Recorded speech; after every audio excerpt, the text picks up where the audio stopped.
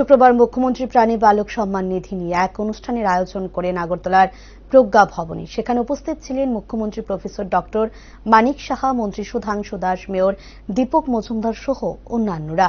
অনুষ্ঠানে বক্তব্য রাখতে গিয়ে মুখ্যমন্ত্রী প্রফেসর ডক্টর মানিক সাহা বলেন, মন্ত্রী সুধাংশু দাস প্রস্তাব রেখেছিলেন যেহেতু কৃষকদের মধ্যে বার্ষিক ৬,০০০ টাকা করে প্রদান করা হয়, তাহলে কেন মৎস্য চাষীদের মধ্যে ৬,০০০ টাকা করে প্রদান করা যাবে না। তাই মন্ত্রী সুধাংশু দাসের কথা অনুযায়ী মুখ্যমন্ত্রী প্রাণী সম্পদ যোজনা অনুযায়ী রাজ্য সরকারের ২৪-২৫ অর্থ বছরে দপ্তরকে প্রায় ১১ কোটি টাকা দেওয়া হয়েছে। তাছাড়া তিনি বলেন, গ্রামীণ অর্থনীতি যদি এগিয়ে যায় তাহলে দেশও এগিয়ে যাবে এবং সেই দিশাতেই কাজ করে চলছে সরকার।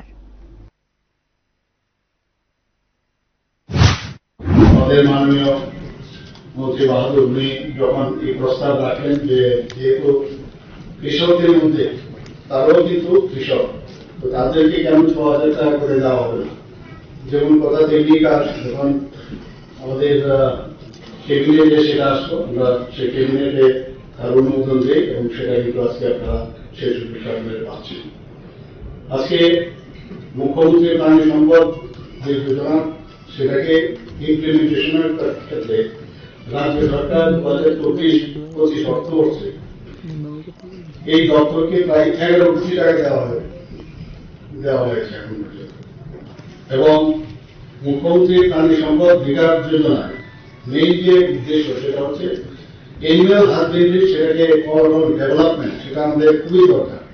একটু আগে যে আমার পূর্ববর্তী বক্তা বলেছেন যে গ্রামীণ অর্থনৈতিক এবং সামাজিক যদি অবস্থা যদি উন্নয়ন হয় তবেই আমাদের রাজ্য সামনের দিকে এগিয়ে যাবে এবং আমাদের দেশও সামনের দিকে এগিয়ে যাবে।